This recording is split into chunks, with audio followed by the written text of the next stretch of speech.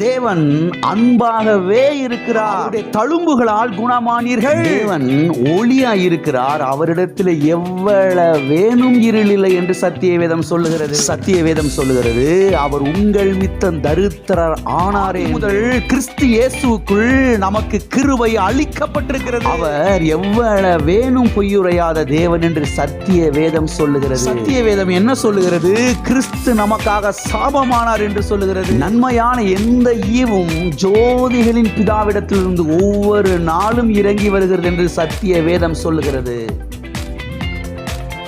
நாம் கர்த்தருடைய வார்த்தைக்கு செல்வோம், திருப்பிக் கொள்வோம். யோவான் எழுதின சுவிசேஷம் 1ஆம் அதிகாரம் 12வது வசனம். அவருடைய நாமத்தின் மேல் விசுவாசம் உள்ளவர்களாய் அவரை ஏற்றுக்கொண்டவர்கள் எத்தனை பேர்களோ அத்தனை பேர்களும் தேவனுடைய பிள்ளைகளாகும்படி அவர்களுக்கு அதிகாரம் கொடுத்தார். அவருடைய நாமத்தின் மேல் விசுவாசம் உள்ளவர்களாய் அவரை ஏற்றுக்கொண்டவர்கள் எத்தனை பேர்களோ அத்தனை பேர்களும் தேவனுடைய பிள்ளைகள் என்று சத்தியவேதம் சொல்லுகிறது. ஆகவே ஒரு தனிப்பட்ட மனுஷன், ஒரு தனிப்பட்ட மனுஷி இயேசு கிறிஸ்துவை ஆண்டவராக ஏற்றுக்கொள்வது என்பது அவ்வளவு அவசியமான ஒன்றாக இருக்கிறது.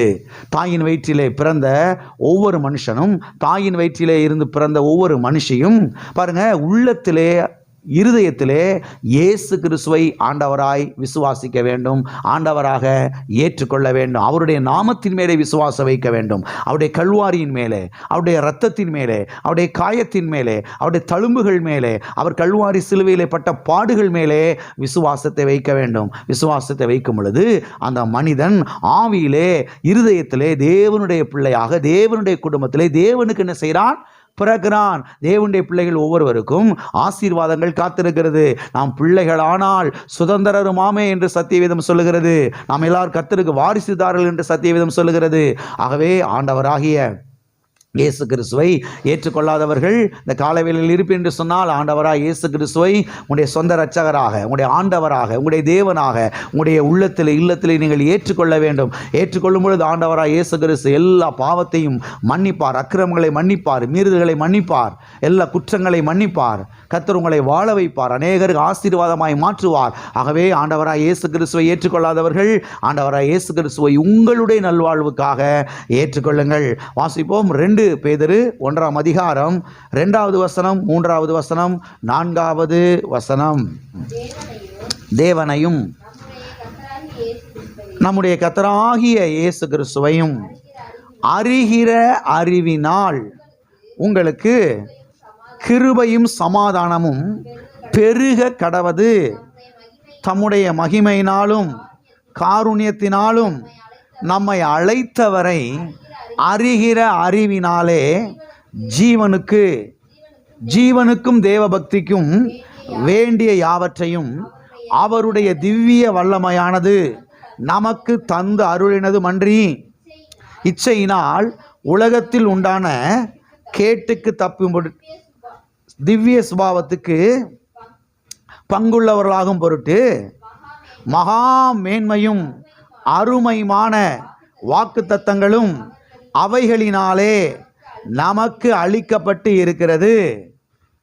கடந்த சில வாரங்களாக redemption from the curse of poverty, வறுமையின் சாபத்திலிருந்து விடுதலை, தரித்திர சாபத்திலிருந்து மீட்பு என்கிற இந்த சத்தியத்தை நாம் ஞாயிற்றுக்கிழமை காலை ஆராதனைகளிலே நாம் பார்த்து கொண்டு வருகிறோம், நாம் தியானித்து கொண்டு வருகிறோம்.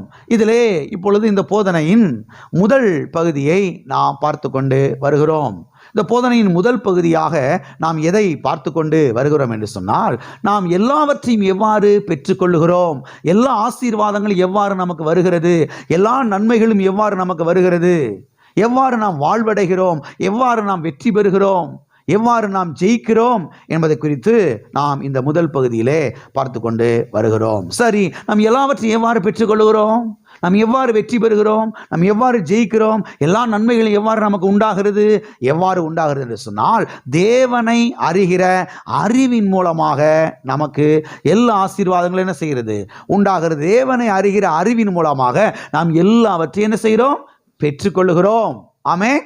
இதிலே பாருங்கள் அநேக காரியங்களை நாம் பார்த்தோம். கடந்த 3 வாரங்களாக நாம் எதை பார்த்து கொண்டு வருகிறோம் என்று சொன்னால், ஐஸ்வர்ய சம்பனராகிய தேவன் அவர் ஐஸ்வர்ய சம்பனராக இருக்கிறது மட்டுமல்ல, அவருடைய ஜனங்களாகிய நாமும் இந்த பூமியிலே அவருக்காக ஐஸ்வர்யவான்களாக இருக்க வேண்டும் என்று அவர் விரும்புகிறார் என்பதை குறித்து நாம் பார்த்து கொண்டு வருகிறோம். இதிலே ஆபிரகாமின் வாழ்க்கை குறித்து நாம் பார்த்தோம், ஈசாக்கின் வாழ்க்கை குறித்து நாம் பார்த்தோம், யாக்கோபின் வாழ்க்கை குறித்து நாம் பார்த்தோம், இஸ்ரவேல் ஜனங்களுடைய வாழ்க்கை குறித்து நாம் பார்த்தோம், தாவீதின் வாழ்க்கை குறித்து நாம் பார்த்தோம். பிறகு சாலமோனின் வாழ்க்கை குறித்து நாம் பார்த்தோம், யோசபாத்தின் வாழ்க்கை குறித்து நாம் பார்த்தோம், பிறகு யோபுவின் வாழ்க்கை குறித்து நாம் பார்த்தோம். அதன் பிறகு புதிய ஏற்பாட்டிலே கூட சில உதாரணங்களை நாம் பார்த்தோம். என்று சொன்னால் சிலர் என்ன சொல்கிறாங்க, நீங்கள் பழைய ஏற்பாடாவது எடுத்து காமிக்கிறீங்க, பழைய ஏற்பாட்டில் இருக்கிற சில சம்பவங்கள் சில ஆட்களை தான் நீங்கள் எடுத்து நீங்கள் மக்களுக்கு ஹைலைட் பண்ணி காமிக்கிறீங்களே தவிர புதிய ஏற்பாட்டில் அப்படிலாம் ஒன்றும் பெருசாக இல்லை. புதிய ஏற்பாட்டில் கிட்டத்தட்ட நம்ம எல்லாரும் தரித்திர நிலையில் தான் வாழணும், நம்ம ஏழ்மையில் தான் வாழணும், நம்ம பசியிலையும் பட்டியலில் தான் வாழணும். பாருங்கள், புதிய ஏற்பாட்டில் அப்படி யாரும் ஒன்றும் ஆண்டவருக்காக ஐஸ்வர்யவானாக இருந்தது மாதிரி அங்கே ஒன்றும் பெருசாக இல்லை, சொல்லப்படலை, அப்படிலாம் இல்லை, அதெல்லாம் பழைய ஏற்பாடு அப்படின்ற மாதிரி அவங்க சொல்லிடுறாங்க. ஆகவே புதிய ஏற்பாட்டிலிருந்து சில சம்பவங்களை, சில உதாரணங்களை, சில கேரக்டர்ஸை, சில நபர்களை குறித்து நாம் பார்க்க ஆரம்பித்தோம். இதிலே அரிமத்தியா ஊரானாகிய யோசேப்பை குறித்து நாம் பார்த்தோம். அரிமத்தியா ஊரானாகிய யோசேப்பு அவன் கர்த்தருக்கு சீசனாகவும் இருந்தான், அவன் ஐஸ்வர்யவானாகவும் இருந்தான். மக்களுடைய ஒரு என்ன சீசனாக இருந்து ஐஸ்வர்யவானாக இருக்கக்கூடாது, ஐஸ்வர்யவானாக இருக்கிறவர்கள் சீசனாக என்ன செய்ய முடியாது, இருக்க முடியாது என்று தான் அவர்கள் சொல்லுகிறார்கள். ஆனால் இங்கே ஒரு மனுஷனை குறித்து நாம் பார்க்கிறோம், அவன் சீசனாகவும் இருந்தான், அவன் ஐஸ்வர்யவானாகவும் இருந்தான். அவன் ஐஸ்வர்யவானாக இருந்தபடினாலே தான் அவன் துணிந்து போய் இயேசுவின் சரீரத்தை கேட்டு வாங்கி ஒரு அற்புதமாக ஒரு அருமையான ஒரு அடக்கத்தை அவன் அன்றைக்கு இயேசுவின் சரீரத்துக்கு என்ன செய்தான், ஏற்படுத்தினான், அங்கே அவன் செய்தான் என்பதை குறித்து நாம் சத்திய வேதத்திலே நாம் பார்க்கிறோம். இன்னும் அநேகர் இருக்கிறார்கள், அவர்களெல்லாம் குறித்து நாம் தெளிவாக பார்க்கலாம். பிறகு பாருங்க, சீசருடைய வாழ்க்கை குறித்து நாம் பார்த்தோம், சீஷிகளுடைய வாழ்க்கை குறித்து நாம் பார்த்தோம். தங்கள் ஆஸ்திகளாலே அவருக்கு ஊழியம் செய்து கொண்டு வந்த அநேகம் ஸ்திரீகளும் அவருடனே கூட இருந்தார்கள். தங்களுடைய ஆஸ்திகளை கொண்டு, தங்களுடைய ஐஸ்வர்யத்தை கொண்டு, தங்களுடைய சொத்துக்களை கொண்டு, தங்களுடைய உடைமைகளை வைத்து, தங்களுடைய செல்வத்தை வைத்து அவருக்கு ஊழியம் செய்து கொண்டு வந்த அநேக ஸ்திரீகளும் கூட அவருடனே கூட இருந்தார்கள் என்பதை குறித்து நாம் தெளிவாக பார்த்தோம். ஆகவே அவர் ஐஸ்வர்ய சம்பனராக இருக்கிறது மட்டுமல்ல, அவருடைய பிள்ளைகளாகிய நாமும் கூட இந்த பூமியிலே அவருக்காக, அவருடைய திட்டத்துக்காக, அவருடைய நோக்கத்துக்காக, அவருடைய நாம மகிமைக்காக ஐஸ்வர்யவான்களை என்ன செய்ய வேண்டும், இருக்க வேண்டும். நம்மள ஒரு பெரிய ஆளை காமிக்கிறதுக்கு இல்லை, ஊரில் பற்றியா மேலே வந்துட்டேன் அப்படி 4 பேரை பார்க்கறதுக்கு காமிக்கிறதுக்கு இல்லை, அவருடைய திட்டத்துக்காக, அவருடைய நோக்கத்துக்காக, அவருடைய நாம மகிமைக்காக என்ன செய்ய வேண்டும், இந்த பூமியில் நாம் அவருக்காக ஐஸ்வர்யவான்களாய் இருக்க வேண்டும். ஆமென். ஓகே, இது தொடர்ந்து இன்னும் சில காரியங்களை இன்றைக்கு நாம் பார்க்க போகிறோம். நாம் எல்லாவற்றையும் எவ்வாறு பெற்றுக்கொள்கிறோம், தேவனை அறிகிற அறிவின் மூலமாய் பெற்றுக்கொள்கிறோம். ஓகே, இன்றைக்கு 4வதாக பேதுருவின் வாழ்க்கை குறித்து நாம் பார்க்க போகிறோம். பேதுருவின் வாழ்க்கை குறித்து நாம் இன்றைக்கு பார்க்க போகிறோம். இந்த பேதுருவும் கூட நல்ல ஒரு வசதியான நிலையில தான் அவர் இருந்தார், நல்ல ஒரு தொழிலை அவர் செய்து கொண்டிருந்தார் என்பதை குறித்து சத்தியவேதத்திலே நாம் பார்க்கிறோம். திருப்பிக் கொள்வோம். யோவான் எழுதின சுவிசேஷம் 21ஆம் அதிகாரம் 1வது வசனம், 2வது வசனம், 3வது வசனம். இவைகளுக்கு பின்பு இயேசு திபெரியா கடற்கரையிலே மறுபடியும் சீஷர்களுக்கு தம்மை வெளிப்படுத்தினார். வெளிப்படுத்தின விவரமாவது, சீமோன் பேதுருவும் திதுமு என்னப்பட்ட தோமாவும் கலிலேயா நாட்டிலுள்ள கானா ஊரானாகிய நாத்தான்வேலும் செபதேவின் குமாரரும் அவருடைய சீசரில் வேற 2 பேரும் கூடியிருக்கும்போது சீமோன் பேதுரு மற்றவர்களை நோக்கி மீன் பிடிக்கப் போகிறேன் என்றான். அதற்கு அவர்கள், நாங்களும் உம்முடனே கூட வருகிறோம் என்றார்கள். அவர்கள் புறப்பட்டு போய் உடனே படகு ஏறினார்கள். அந்த ராத்திரியிலே அவர்கள் ஒன்றும் பிடிக்கவில்லை.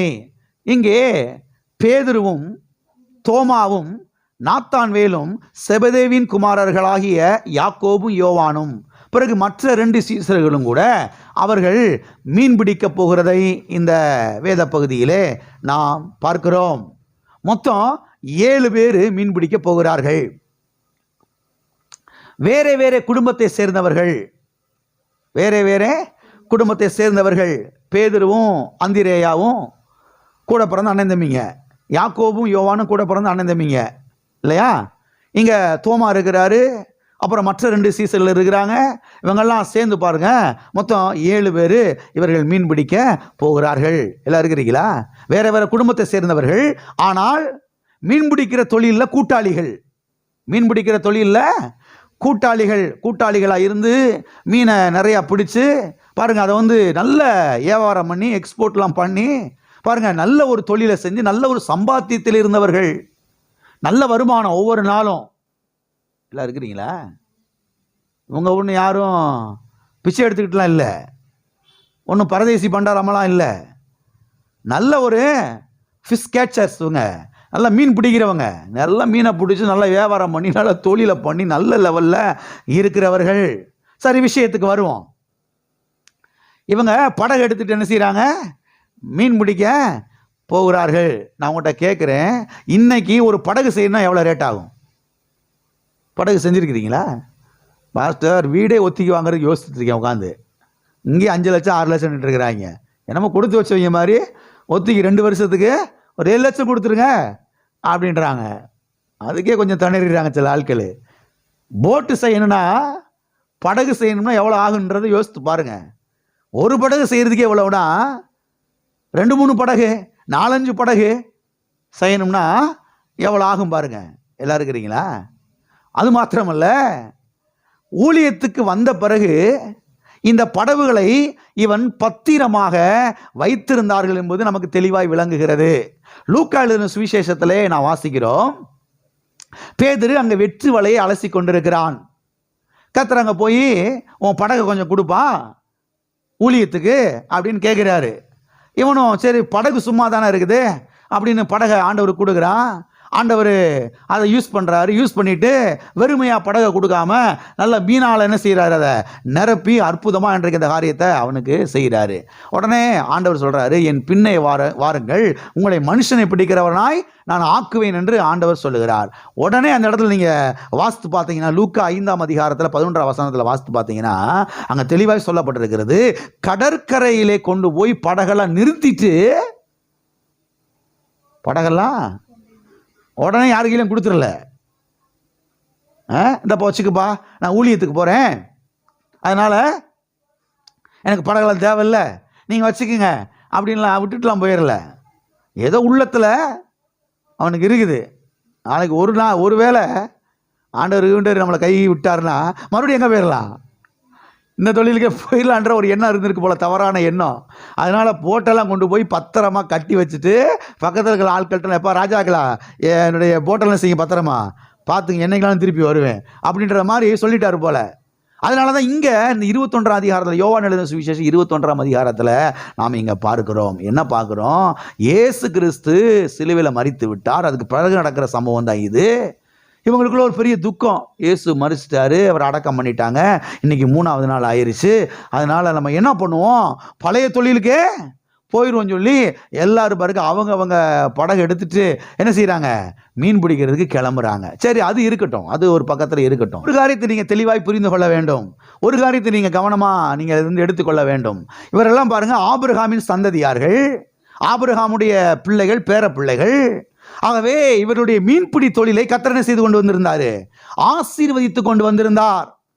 ஆகவே பேதுருவும் யாக்கோபு யோவானும் அந்திரேயாவும் மற்ற சீசர்கள் எல்லாரும் அவங்கள ஏற்கனவே அந்த மீன்பிடி தொழில் இருக்கிறாங்க. அந்த மீன்பிடி தொழிலை கர்த்தர் செய்து கொண்டு வந்திருந்தார், ஆசீர்வதித்து கொண்டு வந்திருந்தார். கர்த்தர் சொல்லியிருந்தார், உன் கையின் பிரயாசத்தை நீ சாப்பிடுவாய், நீ கையிட்டு செய்யக்கூடிய வேலைகளை நான் ஆசீர்வதிப்பேன் என்றெல்லாம் கர்த்தர் செய்திருக்கிறாரு, இவர்களுக்கு வாக்கு பண்ணியிருக்கிறாரு. எனவே அந்த வாக்கு தத்துவத்தின் அடிப்படையில் இவங்கெல்லாம் தொழிலை செஞ்சுக்கிட்டு இருக்கிறாங்க. அதனால நல்லா ஒரு ஆசீர்வதிக்கப்பட்ட மனிதர்களாக என்ன செய்தார்கள்? இருந்தார்கள். ஆமென். ஆனா ஒரு காலகட்டத்தில் வரும் பொழுது மீனை பிடிக்கும் பொழுது ஒன்றும் மீன் பிடிக்க முடியல. அதனால கர்த்தரை போய் சந்திக்கிறாரு. சந்திச்சு அவர்கள் என்ன செய்கிறார்? ஊழியத்துக்கு அழைக்கிறார். ஊழியத்துக்கு அழைத்து அவர்கள் என்ன செய்கிறார்? ஊழியத்திலே பயன்படுத்துகிறார். ஆகவே இங்கே ஒரு காரியம் திட்டமாய் தெளிவாய் நமக்கு விளங்குகிறது. அது என்ன? இயேசு கிறிஸ்துவனுடைய சீஷர்களும் கூட நல்ல ஒரு நிலைமையில தானே செய்தார்கள், இருந்தார்கள். இந்த பேதுரு இருக்கிறாரு. பேதுருவெல்லாம் பாருங்க, திருமணம் முடிச்சு குடும்பத்தோட வாழ்ந்து கொண்டிருந்த மனுஷன். இயேசு கிறிஸ்து ஊழியத்துக்கு வந்த பிறகு போய் பேதுருடைய மாமியாரை சுகமாக்குறாரு. மாமியாரை சுகமாக்குறாரு. அப்ப பாருங்க, இவர் எல்லாரும் கர்த்தருக்குள்ளே செய்திருக்கிறார்கள், நல்லா ஆசீர்வதிக்கப்பட்டவர்களாய் இருக்கிறார்கள். ஆகவே இயேசு கிறிஸ்துவின் சீஷனாய் இருந்த பேதுரு, இன்னும் மற்ற சில சீசர்கள் எல்லாருமே அவர்கள் கர்த்தருக்காக ஆசீர்வதிக்கப்பட்டவர்களாய்த்தான் இந்த பூமியில் என்ன செய்தார்கள்? இருந்தார்கள். ஊழியத்துக்கு வாங்கன்னு கூப்பிடும் போது ஊழியத்துக்கு என்ன செய்தார்கள்? அவர்கள் வந்தார்கள் என்பது திட்டமும் தெளிவுமாய் விளங்குகிறது. ஆகவே நம்முடைய தேவன் யார்? அவர் ஐஸ்வர்ய சம்பன்னராய் இருக்கிறார். அவர் ஐஸ்வர்ய சம்பன்னராய் இருக்கிறது மட்டுமல்ல, அவருடைய பிள்ளைகளாகிய நாமும் கூட இந்த பூமியில் அவருக்காக ஐஸ்வர்யவான்களாய் இருக்க வேண்டும், ஆசீர்வதிக்கப்பட்டவர்களாய் வாழ வேண்டும் என்று அவர் என்ன செய்கிறார்? விரும்புகிறார். அது மாத்திரமல்ல, ஆண்டவராய் இயேசு கிறிஸ்து உயிர் தெழுந்து இந்த சீஷர் எல்லாரையும் சந்தித்து விட்டு அவர் பரமேறினதுக்கு பிறகு பேதுருவும் மற்ற அப்போஸ்தலர்களும் எருசலேமிலே அவர்கள் தங்கியிருந்து கர்த்தருடைய ஊழியத்தை செய்து கொண்டு வந்ததாக நாம் அப்போஸ்தலர் நடபடிகளிலே வாசிக்கிறோம். அப்பொழுது நடந்த ஒரு சம்பவத்தை அங்கே நம்மாலே தெளிவாக வாசிக்க முடிகிறது. என்ன வாசிக்க முடிகிறது? வாசிப்போம். அப்போஸ்தலர் நடபடிகள் 4ஆம் அதிகாரம் 34வது வசனம், 35வது வசனம். நிலங்களையும் வீடுகளையும் உடையவர்கள் அவைகளை விற்று விற்கப்பட்டவைகளின் கிரயத்தை கொண்டு வந்து அப்போஸ்தலருடைய பாதத்திலே வைத்தார்கள். அவனுக்கு தேவையானதற்கு தக்கதாய் பகிர்ந்து கொடுக்கப்பட்டது.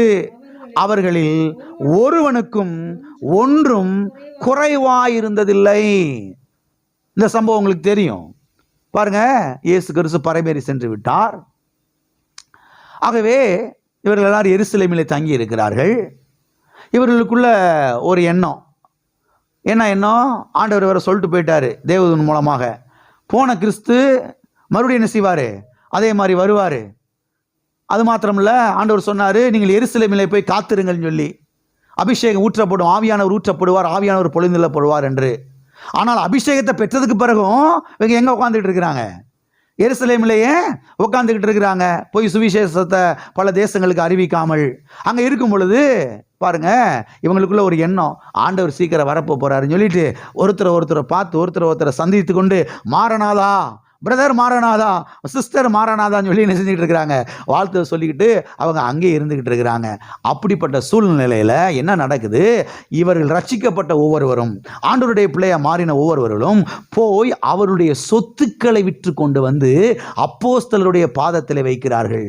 தங்களுடைய நிலங்களை விற்று கொண்டு வந்து, தங்களுடைய வீடை விற்றுட்டு எல்லாத்தையும் விற்று கொண்டு வந்து அதற்கான கிரயத்தை, அதற்கான அந்த பணத்தை எல்லாவற்றையும் கொண்டு வந்து அப்போஸ்தலருடைய பாதத்தில் என்ன செய்கிறாங்க? வாங்கிறாங்க. எல்லாவற்றையும் விற்று கொண்டு வந்து சர்ச்சில் வச்சிருன்னு சொன்னால் இன்றைக்கி எத்தனை பேர் வைக்க ரெடி? எல்லாத்தையும் விற்றுடுங்க.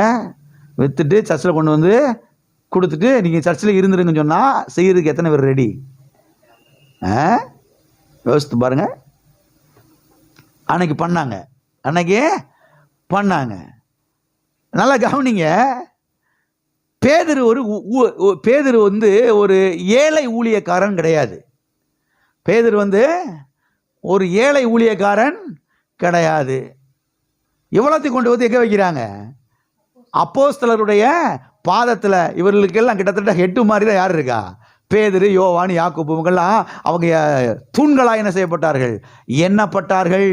ஆகவே அப்போஸ்தலனாகிய பேதுரு, யோவான், யாக்கோபு இவங்கெல்லாம் ஒரு ஏழை ஊழியக்காரர்கள் கிடையாது. நல்ல ஆசீர்வதிக்கப்பட்ட ஊழியக்காரர்களாக இருந்தார்கள். எனவே தான் சொத்துக்கள் எல்லாம் விற்று கொண்டு வந்து யாருடைய பாதத்தில் வச்சாங்க? நல்லா கவனிங்க. ஒன்றுமே இல்லாத ஒரு ஏழை, ஒரு பரதேசி பண்டாரத்தை கொண்டு வந்து சொத்தெல்லாம் என்ன செய்ய மாட்டாங்க? விற்று கொண்டு வந்து நீங்கள் கொடுப்பீங்களா? ஒன்றுமே இல்லாமல் ரோட்டில் படுத்து கிடக்கிற ஆள்கிட்ட போய் எல்லாத்தையும் விற்று கொண்டு போய் கொடுப்பீங்களா? ஏப்பா நல்ல ஒரு வசதியாள்கிட்ட கொடுத்தா கூட அதால் பத்திரமா வச்சுருப்போம், நாளைக்கு கேட்டால் கூட திருப்பி தருவார். இந்த ஆள்கிட்ட போய் கொடுத்தா எப்படி தருவார் திருப்பி அப்படின்றவங்க, அப்படி தானே? ஆகவே அருமையானவர்களை கவனியுங்கள், ஊழியக்காரர்கள் ஆசீர்வதிக்கப்பட்டவர்கள். ஆமென். ஆசீர்வதிக்கப்பட்டவர்களாக இருந்தபடினாலே தான் அவர்கள் தங்கள் சொத்துக்களை எல்லாம் கொண்டு வந்து அங்கே அப்போஸ்தலருடைய பாதத்தில் என்ன செய்தார்கள்? வைத்தார்கள். அது மாத்திரமல்ல, அப்போஸ்தலனாகிய பேதுரு சபை மக்களுக்கு கடிதத்தை எழுதும் பொழுது அவர் என்ன சொல்லி அங்கே அவர் எழுதுகிறார் என்று சொன்னால், வாசிப்போம். 1 பேதுரு 3ஆம் அதிகாரம் 9வது வசனம். தீமைக்கு தீமையும் உதாசீனத்திற்கு உதாசீனத்தையும் சரிகட்டாமல் அதற்கு பதிலாக நீங்கள் ஆசீர்வாதத்தை சுதந்தரித்துக் கொள்ளும்படி அழைக்கப்பட்டவர்களாயிருக்கிறீர்கள் என்று அறிந்து ஆசீர்வதியுங்கள். இங்க பேதுரு சபை மக்களுக்கு எழுதுறாரு, ஆண்டவருடைய பிள்ளைகளுக்கு எழுதுறாரு. என்ன எழுதுறாரு? ஆசீர்வாதத்தை சுதந்தரித்துக் கொள்ளும்படி அழைக்கப்பட்டிருக்கிறீர்கள். பேதுரு என்ன சொல்றாரு? ஆசீர்வாதத்தை சுதந்திரித்துக் கொள்வதற்காக நீங்கள் என்ன செய்யப்பட்டிருக்கிறீர்கள்? அழைக்கப்பட்டிருக்கிறீர்கள். சாபத்தை சுதந்திரிப்பதற்காக நீங்கள் அழைக்கப்படலை. ஆல்ரெடி ஏற்கனவே இந்த பூமியில் என்ன இருக்குது? சாபம் இருக்குது. தரித்திரத்தை சுதந்திரித்து கொள்வதற்காக நீங்கள் ஒன்றும் அழைக்கப்படலை. வறுமையை சுதந்திரிப்பதற்காக நீங்கள் ஒன்றும் அழைக்கப்படலை. ஏழ்மையை சுதந்திரிப்பதற்காக ஒன்றும் நீங்கள் அழைக்கப்படலை. ஆசீர்வாதத்தை சுதந்திரித்துக் கொள்வதற்காக நீங்கள் என்ன செய்யப்பட்டிருக்கிறீர்கள்? அழைக்கப்பட்டு இருக்கிறீர்கள் என்று அவர் இங்கே சொல்லுகிறதை நாம் பார்க்கிறோம். எனவே அப்போஸ்தலனாகிய பேதுரு ஒரு ஏழை பிரசங்கியார் கிடையாது, ஏழ்மைத்தனத்தை பிரசங்கிக்கிற பிரசங்கியார் கிடையாது. எல்லாம் இருக்கிறீங்களா? ஆசீர்வாதத்தை சுதந்திரித்துக் கொள்வதற்காக நீங்கள் என்ன செய்யப்பட்டிருக்கிறீர்கள்? அழைக்கப்பட்டிருக்கிறீர்கள். எனவே மற்றவர்கள் என்ன செய்யுங்க? ஆசீர்வதியுங்கள் என்று அவர் இங்கே சொல்லுகிறதை நாம் பார்க்கிறோம். அப்போ ஆசீர்வாதத்தை சுதந்திரித்துக் கொள்வதற்காக நீங்கள் அழைக்கப்பட்டிருக்கிறீர்கள் என்று சொல்லக்கூடிய ஒரு பிரசங்கியார், அவர் எப்படி ஏழையா இருக்க முடியும்? அவர் எப்படி தரித்திரத்தில் இருக்க முடியும்? அவர் எப்படி பசியிலி பட்டினியில் இருக்க முடியும்? ஊழியத்து நிமித்தமாய் சில வேளைகளிலே பசியிலி பட்டினியில் இருந்தார்கள். ஆனால் என்னைக்குமே என்ன செய்யலாம்? அவங்க பட்னியா இல்லை. ஆமென். அது மாத்திரமல்ல, அப்போஸ்தலனாகிய பேதுரு என்ன சொல்லுகிறார் என்றால், வாசிப்போம். 2 பேதுரு 1ஆம் அதிகாரம் 3வது வசனம். தம்முடைய மகிமையினாலும் காருண்யத்தினாலும் நம்மை அழைத்தவரை அறிகிற அறிவினாலே ஜீவனுக்கும் தேவ பக்திக்கும் வேண்டிய யாவற்றையும் அவருடைய திவ்ய வல்லமையானது நமக்கு தந்து அருளினதும் அன்றி. இங்க பேதுரு என்ன சொல்லுகிறார்? ஜீவனுக்கு வேண்டிய யாவற்றையும் அவருடைய திவ்ய வல்லமையானது நமக்கு தந்தருளுகிறது. எதற்கு வேண்டிய? ஜீவனுக்கு வேண்டிய. ஜீவனுக்கு வேண்டியவைகள் என்று சொன்னால் இந்த பூமியிலே வாழ்கிற வாழ்வுக்கு வேண்டிய யாவற்றையும். ஆமென். இந்த பூமியில வாழ்றோம் நம்ம எல்லாரும் வாழ்வதற்கு தேவையான சகலவிதமான நன்மைகள், ஆசீர்வாதங்கள், பொருட்கள் எல்லாவற்றையும் அவருடைய திவ்ய வல்லமையானது நமக்கு என்ன செய்கிறதாம்? தந்தருளுகிறதாம். ஆமென். அப்ப சபை மக்களுக்கு இதை சொல்லும்போது, அப்ப இவர் எப்படி ஏழையா இருந்திருக்க முடியும்? இவர் எப்படி பசியிலி பட்டினியில் இருந்திருக்க முடியும்? ஊழியத்து நிமித்தமாய் சில வேளைகளில் பிரயாணத்து நிமித்தமாக அங்கே சில காரியங்கள் அப்படி இருந்திருக்கலாம். ஆனால் என்னாலும் அவங்க என்ன செய்யலை? அப்படி இல்லவே இல்லை.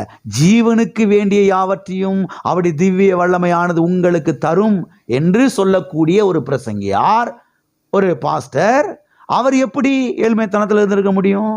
அவர் நிச்சயமாக இதனை செய்திருப்பார், அனுபவித்திருப்பார். ஆமென். எனவே இங்கே ஜீவனுக்கு வேண்டிய யாவற்றையும் என்று சொல்லப்பட்டிருக்கிறது. நம்முடைய பூமியிலே, நாம் இந்த பூமியிலே வாழ்வதற்கு வேண்டிய யாவற்றையும் என்று சொல்லப்பட்டிருக்கிறது. பொருளாதார ஆசீர்வாதங்கள் அனைத்தையும் என்று இங்கே சொல்லப்பட்டிருக்கிறது. ஆகவே அப்போஸ்தலனாகிய பேதுருவும் கூட அவர் இந்த பூமியிலே நல்ல ஒரு நிலைமையிலே தான் இருந்தார் என்பது நமக்கு திட்டமும் தெளிவுமாக விளங்குகிறது. ஆமென். ஆகவே நம்முடைய தேவன் யார்? அவர் ஐஸ்வர்ய சம்பனராய் இருக்கிறார். அவர் ஐஸ்வர்ய சம்பனராய் இருக்கிறது மட்டுமல்ல, அவருடைய பிள்ளைகளாகிய நாமும் கூட இந்த பூமியிலே அவருக்காக, அவருடைய திட்டத்துக்காக, அவருடைய நாம மகிமைக்காக ஐஸ்வர்யவான்களாய் இருக்க வேண்டும் என்று அவர் என்ன செய்கிறார்? விரும்புகிறார். ஆமென். ஓகே, 5வதாக அப்போஸ்தலனாகிய பவுலின் வாழ்க்கை குறித்து இன்றைக்கு நாம் பார்க்க போகிறோம். திருப்பிக் கொள்வோம். அப்போஸ்தலர் நடபடிகள் 24ஆம் அதிகாரம் 22வது வசனம் முதல் 28வது வசனம் வரைக்கும் அப்போஸ்தலனாகிய பவுலின் வாழ்க்கை குறித்து சத்தியவேதத்திலே நாம் பார்க்கிறோம். அப்போஸ்தலர் 24ஆம் அதிகாரம் 22வது வசனம் முதல் 28வது வசனம் வரைக்கும் இந்த மார்க்கத்தின் விஷயங்கள் விவரமாய் அறிந்திருந்த பேலிக்ஸ் இவைகளை கேட்டபொழுது சேனாதிபதியாகிய லீசியா வரும்பொழுது உங்கள் காரியங்களை திட்டமாய் விசாரிப்பேன் என்று சொல்லி பவுலை காவல் பண்ணவும் கண்டிப்பில்லாமல் நடத்தவும் அவனுக்கு ஊழியம் செய்கிறதற்கு அவனை கண்டுகொள்வதற்கும் வருகிற அவருடைய மனுஷர்களில் ஒருவரையும் தடை செய்யாதிருக்கவும் 100க்கு அதிபதியானவனுக்கு கட்டளையிட்டு அவர்களை காத்திருக்கும்படி செய்தான். சில நாளைக்கு பின்பு பேலிக்ஸ் யூதஸ்திரியாகிய தன் மனைவி துருஸ்கில்லாளுடனே கூட வந்து பவுலை அழைப்பித்து கிறிஸ்துவை பற்றியும் விசுவாசத்தை குறித்தும் அவன் சொல்ல கேட்டான். அவன் நீதியையும் இச்சையடக்கத்தையும் இனி வரும் நியாய தீர்ப்பையும் குறித்து பேசுகையில் பேலிக்ஸ் பயமடைந்து, இப்பொழுது நீ போகலாம், எனக்கு சமயமான போது உன்னை அழைப்பிப்பேன் என்றான். மேலும் அவன் பவுலை விடுதலை பண்ணும்படி தனக்கு அவன் பணம் கொடுப்பான் என்று நம்பிக்கை உள்ளவனாயிருந்தான். அது நிமித்தம் அவன் அநேகந்தரம் பவுலை அழைத்து பவுலுடனே கூட பேசினான். விளக்கம் தேவையில்லை நினைக்கிறேன். பவுல் தனக்கு பணம் கொடுப்பான் என்று பேலிக்ஸ், இந்த பேலிக்ஸ் என்பவன் ஒரு கவர்னர், தேச அதிபதி, ஒரு தேசத்துக்கு அதிபதியாக இருக்கிறவன் ஜெயிலில் இருக்கிற ஆள்கிட்ட போய் தனக்கு பணம் கொடுப்பான் என்று நினைச்சிருந்தானா, அப்போ அப்போஸ்தலனாகிய பவுல் எவ்வளோ பெரிய கோடீஸ்வரராக இருந்திருப்பார். எல்லோரும் இருக்கிறீங்களா? அப்போஸ்தலனாகிய பவுல் எவ்வளோ பெரிய பணக்காரனாக இருந்திருப்பார் என்பதை யோசித்து பாருங்க. இன்னைக்கு ஒரு நாட்டோடைய ஜனாதிபதி, ஒரு பிரதமர், அந்த தேசத்தில் இருக்கக்கூடிய ஒரு ஆளுநர் ஜெயிலில் கிடக்கிற ஆள்கிட்ட போய் அடிக்கடி கூப்பிட்டு பேசி நமக்கு இவன் கொஞ்சம் பணம் தருவான் அப்படின்னு உட்காந்துட்டு இருப்பாரு நினைக்கிறீங்க? எல்லாம் இருக்கிறீங்களா? அப்போஸ்தலனாகிய பவுல் சுவிசேஷத்து நிமித்தமாக சிறைச்சாலையிலே வீட்டு காவலிலே அங்கே வைக்கப்படுகிற அளவுக்கு அங்கே இருக்கிறார். அப்பொழுது இந்த பேலிக்ஸ் வந்து அடிக்கடி கூப்பிட்டு பேசுகிறான். அடிக்கடி கூப்பிட்டு என்ன செய்கிறான்? பேசுகிறான். எதுக்கு அடிக்கடி கூப்பிட்டு விட்டானா? இங்கே சொல்லப்பட்டிருக்கிறது, தனக்கு பவுல் பணம் கொடுப்பான் என்று என்ன செய்தானா? அடிக்கடி கூப்பிட்டு பேசுனானா. எல்லாம் இருக்கிறீங்களா? அப்போ அப்போஸ்தலனாகிய பவுல் எப்படிப்பட்ட ஒரு ஐஸ்வர்யவானாக, ஒரு பணக்காரனாக, ஒரு வசதியான ஆளாக இருந்திருப்பார் என்பதை நீங்கள் கவனிக்க வேண்டும். ஆகவே அப்போஸ்தலனாகிய பவுல் ஒரு ஏழை ஊழியக்காரர் கிடையவே கிடையாது. அப்போஸ்தலனாகிய பவுல் அவருடைய தகப்பன், அவருடைய குடும்பம்லாம் பார்த்தீங்கன்னா நல்லா வசதி படைத்த ஒரு குடும்பம். அவங்க அப்பா ஏராளம் கப்பல் வச்சுருந்தாராம். போட் இல்லை, படகு இல்லை, ஏராளம். அன்னைக்கே 2000 வருஷத்துக்கு முன்பதாகவே அப்போஸ்தலனாகிய பவுலுடைய அப்பா நிறைய கப்பல்லாம் வச்சுருந்தாராம். அந்த காலத்திலேயே கமாலியல் என்கிறவனுடைய பாதத்தில் உட்காந்து படித்தவர், நல்ல ஒரு யூனிவர்சிட்டியில் படித்தவர், கல்வி படித்தவர், தேர்ந்த ஒரு மனுஷன். எல்லாம் இருக்கிறீங்களா? அறிவு படைத்த ஒரு மனுஷன், நியாயப்பிரமாணத்தை கற்று தேர்ந்த மனுஷன், நல்ல வசதியான ஒரு மனுஷன். ஆகவே அப்போஸ்தலனாகிய பவுலும் கூட அவர் ஒரு ஏழை ஊழியக்காரன் கிடையவே கிடையாது. இங்கே அப்போஸ்தலர் 24-28 வாசிக்கிறோம். அவன் இந்த பேலிக்ஸ் என்பவன் பவுலை காவலிலே வைத்து விட்டு போனானாம். எதுக்கு காவலில் வச்சுட்டு போனானா? பணம் கொடுக்கலன்னு போறாம. பணம் கொடுக்கலன்னு ஏன்னா இவ்வளோ தூரம் நம்ம அடிக்கடி இந்த ஆளை கூட்டு பேசுகிறோம், கொஞ்சமாவது பணம் கொடுக்குறானா? எவ்வளோ பெரிய ஆள் இருந்தாலும், வசதியானால், எவ்வளோ பெரிய கோடீஸ்வரன், கொஞ்சம் பணத்தை கொடுத்தா எவ்வளோ நல்லா இருக்கும் அப்படின்னு யார் யோசித்தா? தேசத்தினுடைய அதிபதி, ஒரு கவர்னர். அவன் இவன்ட்ட போய் கேட்டானா, அப்போ அப்போஸ்தலனாகிய பவுல் ஒரு ஊழியக்காரன் எவ்வளவு பெரிய பணக்காரனாக இருந்திருப்பார் என்பதை நீங்கள் கவனிக்க வேண்டும். அது மாத்திரமல்ல, அநேகர் என்ன சொல்லுகிறார்கள் என்று சொன்னால், அப்போஸ்தலனாகிய பவுல் பசியிலேயும் பட்டினியிலும் இருந்தாரே, இதற்கு நீங்கள் என்ன சொல்லுகிறீர்கள் என்று சொல்லுகிறார்கள். எஸ், ஆமா, அப்போஸ்தலனாகிய பவுல் அநேக நேரங்களிலே அவர் பசியிலும் பட்டினியிலும் இருந்தார். இதை யாருமே மறுத்து பேசல. ஆனால் கவனிக்க வேண்டிய விஷயம் என்னவென்று சொன்னால், அப்போஸ்தலனாகிய பவுல் ஊழியத்தின் நிமித்தமாகத்தான், அதிகமான பயணத்தின் நிமித்தமாகத்தான் அவர் சில வேளைகளிலே அவர் பசியிலே இருந்தார், பட்டியலிலே இருந்தாரே தவிர அவர் தரித்திரர் கிடையாது. அவர் தரித்திரத்தில் என்ன செய்யல, வாழவில்லை என்பதை நீங்கள் சத்தியவேதத்திலிருந்து கவனிக்க வேண்டும். அது மாத்திரமல்ல, அப்போஸ்தலனாகிய பவுல் அநேகரை ஐஸ்வர்யவான்களாய் ஆக்குகிறவர்களாய் அவர் இருந்தார் என்று சத்தியவேதம் தெளிவாய் நமக்கு போதிக்கிறது. அநேகரை ஐஸ்வர்யவான்களாய் ஆக்கக்கூடிய ஒரு ஆளு இவர் எப்படி தரித்திரத்தில் இருந்திருப்பாரு, இவர் எப்படி ஏழையா இருந்திருப்பாரு? இதெல்லாம் ஆழமா கவனிக்க வேண்டும். அப்போஸ்தலனாகிய பவுல் அநேகரை ஐஸ்வர்யவான்களாய் ஆக்குகிறவர்களாய் என்ன செய்தார், இவர் இருந்தார் என்று சத்தியவேதம் சொல்லுகிறது. வாசிப்போம். 2 கொரிந்தியர் 6ஆம் அதிகாரம் 10வது வசனம். துக்கப்படுகிறவர்கள் எண்ணப்பட்டாலும் எப்பொழுதும் சந்தோஷப்படுகிறவர்களாகவும், தரித்திரர் எண்ணப்பட்டாலும் அநேகரை ஐஸ்வர்யவான்களாய் ஆக்குகிறவர்களாகவும், ஒன்றுமில்லாதவர்களால் எண்ணப்பட்டாலும் சகலத்தையும் உடையவர்களாகவும் எங்களை விளங்க பண்ணுகிறோம்.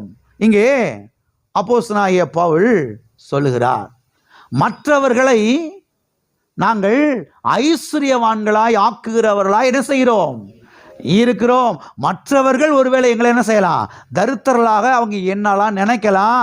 ஆனால் ஒன்றை நினைச்சுக்குங்க, அநேகரை நாங்கள் ஐஸ்வர்யவான்களாய் ஆக்குகிற ஊழியத்தில் இருக்கிறோம் என்று அவர் சொல்லுகிறார்.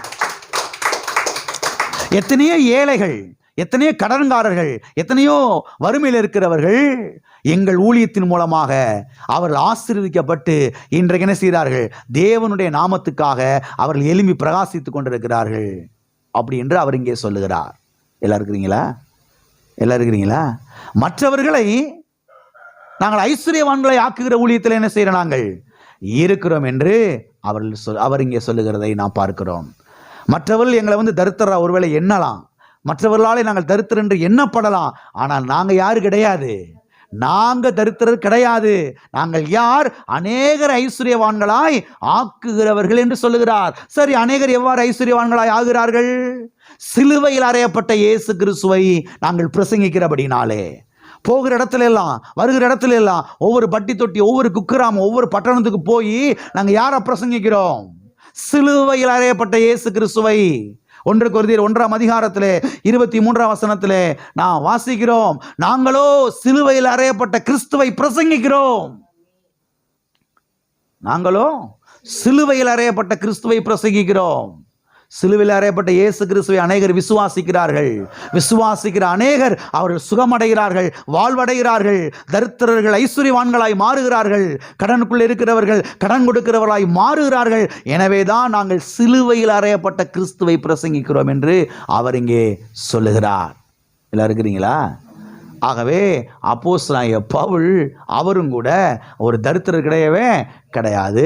அவர் ஆண்டவருக்காக ஐஸ்வர்யவான என்ன செய்தார், இருந்தார். அநேகர் ஐஸ்வர்யவான்களாக என்ன செய்தார், ஆக்கினார், இந்த சுவிசேஷத்தை அறிவித்ததின் மூலமாக.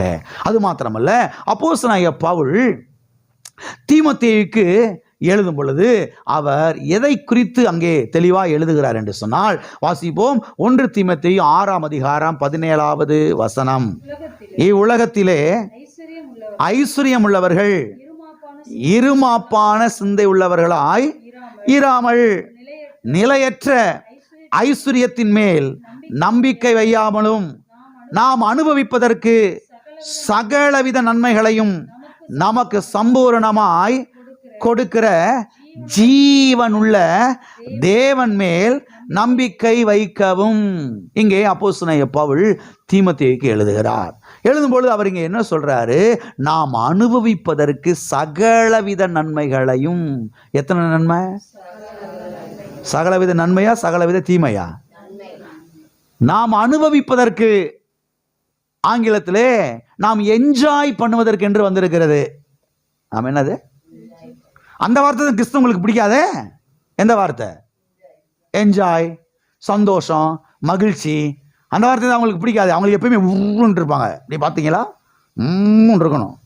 சிரிப்பை பார்க்கவே முடியாது, சந்தோஷத்தை முகத்தில் பார்க்கவே முடியாது. அப்படி கற்றுக் கொடுத்துருக்குறாங்க, அப்படி போதிச்சு விட்டுருக்குறாங்க. இருக்கணும். இங்க சொல்றாரு அவரு, நாம் அனுபவிப்பதற்கு, நாம் என்ஜாய் பண்ணுவதற்கு சகல நன்மைகளையும் நமக்கு சம்பூரணமாய் கொடுக்கிற. எப்படி கொடுக்கிற? ஏதோ வச்சுக்க, தொடச்சிக்க, அட்ஜஸ்ட் பண்ணிக்க. கஜானா கொஞ்சம் குறைவா இருக்குப்பா, இன்னைக்கு இந்த மாசத்தை எப்படியா கொஞ்சம் ஓட்டிடு, அடுத்த மாசத்துல அப்பா தர்றேன். அப்படி இல்லை, அப்படிலாம் இல்லை. எவ்வளவு கொடுத்தாலும் அவருடைய கஜானா காலி ஆகவே ஆகாது. அவர் அவ்வளவு இருக்குது. ஆமென். ஆகவே இவர் என்ன சொல்லி எழுதுகிறார்? ஊழியத்தில் அப்போஸ்தலனாகிய பவுல் தீமோத்தேயுக்கு எழுதுகிறார். தீமோத்தேயு ஒரு இளம் ஊழியக்காரர். ஆகவே ஊழியத்தில் சோர்ந்து போயிடாத, ஊழியத்தினுடைய தேவையெல்லாம் சந்திக்கப்படலைன்னு சொல்லி தோண்டு போயிடாத.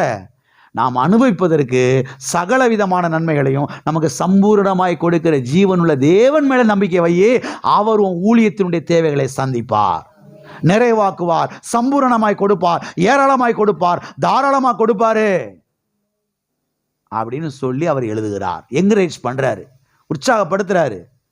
சோர்ந்து போயிடாத, எழும்பு, கர்த்தர் உன் தேவை என்ன செய்வாரு? சந்திப்பார் என்று அவர் இங்கே சொல்லுகிறதை நாம் பார்க்கிறோம். ஆகவே அப்போஸ்தலனாகிய பவுல் ஒரு ஏழை ஊழியக்காரன் கிடையாது. மற்றவங்க ஒருவேளை நினைக்கல அவங்கள, ஆனால் அவர் சொல்றார், நாங்கள் ஏழை கிடையாது, நாங்கள் கிறிஸ்துவுக்கு ஐஸ்வர்யவான்கள். ஆமென். கிறிஸ்துவுக்கு நாங்கள் ஆசீர்வதிக்கப்பட்டவர்கள் என்று அவர் அதில் உறுதியாய் நிற்கிறார். அது மாத்திரமல்ல, அப்போஸ்தலனாகிய பவுல் தேவனை குறித்த ஒரு சரியான அறிவை உடையவராய் இருந்தபடினாலே தான் அவர் பிலிப்பிய திருச்சபை மக்களுக்கு அவர் எழுதும் பொழுது ஒரு முக்கியமான காரியத்தை சொல்லி அவர் எழுதுகிறதை நாம் சத்திய வேதத்திலே பார்க்க முடிகிறது. வாசிப்போம். பிலிப்பியருக்கு எழுதின நிருபம் 4ஆம் அதிகாரம் 19வது வசனம். என் தேவன் தம்முடைய மகிமையின் ஐஸ்வரியத்தின்படி உங்கள் குறைவுகள் எல்லாம் கிறிஸ்து இயேசுவுக்குள் நிறைவாக்குவார். என்ன செய்வார்? நிறைவாக்குவார். அப்போஸ்தலனாகிய பவுல் இங்கே பிலிப்பிய திருச்சபை மக்களுக்கு கடிதத்தை எழுதுகிறார். அப்படி எழுதும் பொழுது சொல்றாரு, என் தேவன். யாருடைய தேவன்? யாருடைய தேவன்? யாருடைய தேவன்? என் தேவன் தம்முடைய மகிமையின் ஐஸ்வரியத்தின்படியே உங்கள் குறைவுகள் எல்லாம் கிறிஸ்து இயேசுவுக்குள் நிறைவாக்குவார் என்று சொல்லுகிறார். இவர் சொல்லுகிறார், என் தேவன். இவருடைய தேவன் யாராம்? இவருடைய தேவன் யாராம்? மகிமையின் ஐஸ்வரியத்தை உடைய தேவனாம். என் தேவன் தம்முடைய மகிமையின் ஐஸ்வரியத்தின்படியே உங்கள் குறைவுகள் எல்லாம் கிறிஸ்து இயேசுவுக்குள் என்ன செய்வார்? நிறைவாக்குவார் என்று சொல்லுகிறார். என் தேவன் உங்க குறைவை என்ன செய்வாரு? நிறைவாக்குவார். எப்படி நிறைவாக்குவாரு? அவருடைய மகிமையின் ஐஸ்வரியத்தை கொண்டு என்ன செய்வாரு? நிறைவாக்குவாரு. யாருக்குள்ள நிறைவாக்குவாரு? கிறிஸ்து இயேசுவுக்குள்ள என்ன செய்வார்? நிறைவாக்குவார் என்று அவர் இங்கே சொல்லுகிறதை நாம் பார்க்கிறோம். ஆகவே இவரே அப்போஸ்தலனாகிய பவுலே பசியிலேயும் பட்டினியிலேயும் வாழ்ந்து கொண்டிருந்தால், இவரே வறுமையிலும் ஏழ்மையிலும் வாழ்ந்து கொண்டிருந்தால், பிறகு எப்படி என் தேவன் உன் குறைகளை நிறைவாக்குவார் சொல்ல முடியும்? எல்லாம் இருக்கிறீங்களா? என் தேவன் உன் குறைவையெல்லாம் எப்படி நிறைவாக்குவார் சொல்ல முடியும்? இவரே பசியிலையும் பட்டினியிலையும் தாழ்ச்சியிலையும் ஒன்றும் இல்லாமையும் கடந்துக்கிட்டு எப்படி உன் தேவையை சந்திப்பார் எப்படின்னு சொல்ல முடியும்? அருமையானவர்களே, கவனிங்கள். ஊழியத்தின் நிமித்தமாக பயணத்திலே போகும் பொழுது சில வேளையில் அவர் பட்டினியா இருந்து பசியா இருந்தாரு, இல்லைன்னா சொல்லலை. ஆனால் வருஷம் 365 நாளுமே அவர் பசியிலையும் பட்டினிலையும் என்ன செய்யலை?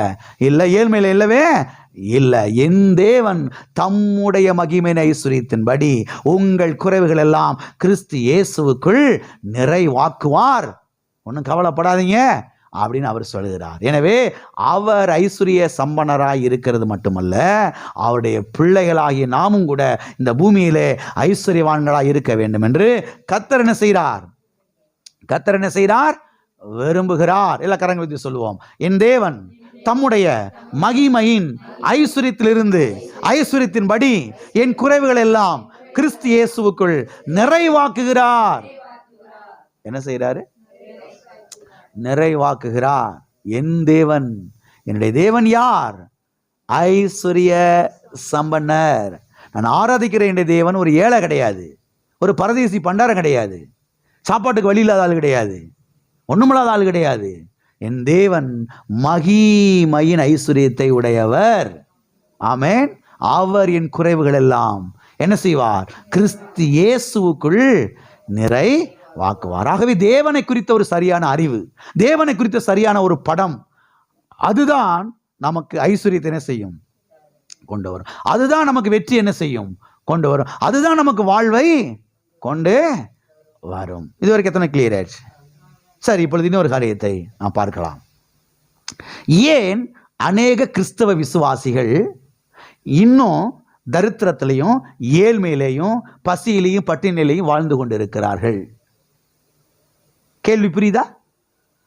ஏன் சர்ச்சுக்கு போறவங்க, சபைக்கு போறவங்க, சபைக்கு போய் இவ்வளவு வருஷம் ஆச்சு, 10 வருஷம் ஆச்சு, 15 வருஷம் ஆச்சு, 25 வருஷம் ஆச்சு, இவ்வளவு வருஷங்கள் ஆகியும் ஏன் அநேக கிறிஸ்தவ விசுவாசிகள், ஏன் அநேக தேவனுடைய பிள்ளைகள் இன்னும் பசியிலையும் பட்டினியிலையும் வறுமையிலையும் தாழ்ச்சியிலையும் அவர்கள் வாழ்ந்து கொண்டிருக்கிறார்கள்? இதை குறித்து கொஞ்சம் நம்ம பார்க்கலாம்.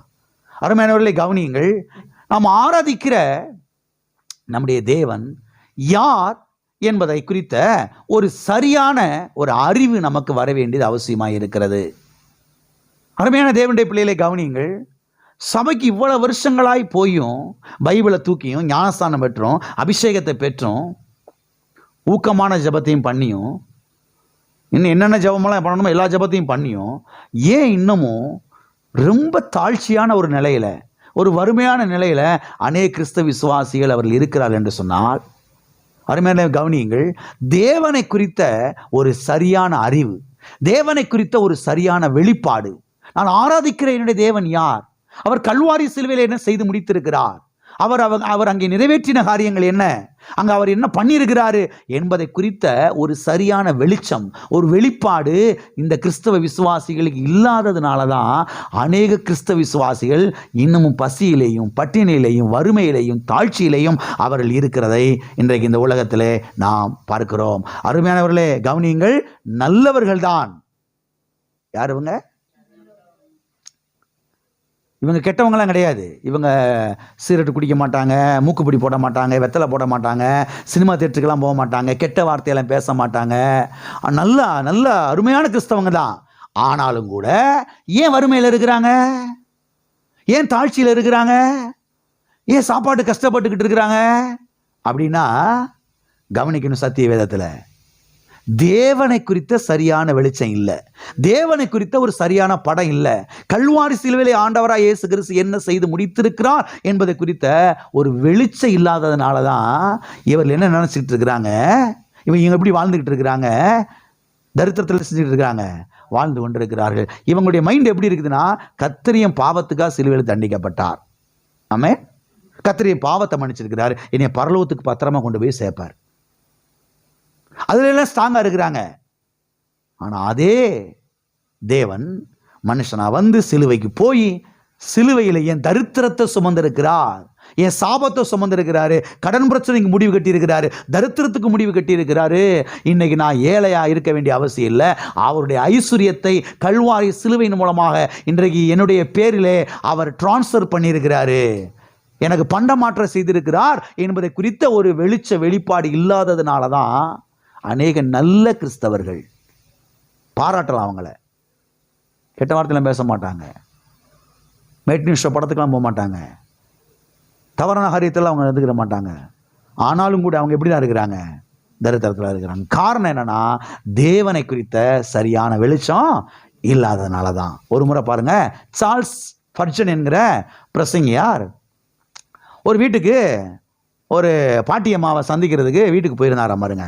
அவங்கள பார்த்துட்டு வருவோம், போய் விசாரிச்சுட்டு வருவோம் அப்படின்னு அந்த காலத்தில் லண்டன் மாநகரத்தில் அவர் சர்ச் வச்சுருந்தாராம் பாருங்க. கிரைஸ்ட் பேலஸ்ங்கிற ஒரு இடத்துல அங்கே சர்ச் இருந்துச்சாம் பாருங்க. அவர் அங்கே போய் இந்த அம்மாவை பார்த்துட்டு வருவோம் அப்படின்னு வீட்டுக்கு போனாராம் பாருங்க. பாட்டி வயசானவங்க. போயிட்டு உட்காந்து பேசிகிட்டே இருந்தாராம். எப்படிமா இருக்கிறீங்க, என்ன செய்கிறீங்க, உங்கள் பிள்ளையெல்லாம் யார், எப்படி இருக்காங்க, என்ன பண்ணுறாங்க, என்ன செய்கிறீங்க அப்படின்னு சொல்லி இப்படி பேசிகிட்டே இருந்தாராம் பாருங்க. பேசிகிட்டே இருக்கும் பொழுது அவங்க வீட்டில் ஒரு பெரிய ஒரு ஃபோட்டோ ஃப்ரேம் தொங்குச்சான். ஃபோட்டோ ஃப்ரேம் தொங்குச்சான் பாருங்க. இவர் பக்கத்தில் போய் நின்றுட்டு அதை என்னென்னு வாஸ்து பார்ப்போம்னு சொல்லிட்டு பக்கத்தில் போனாராம் பாருங்க. அதில் அப்படி சில காரியங்கள் அங்கே இருக்குது.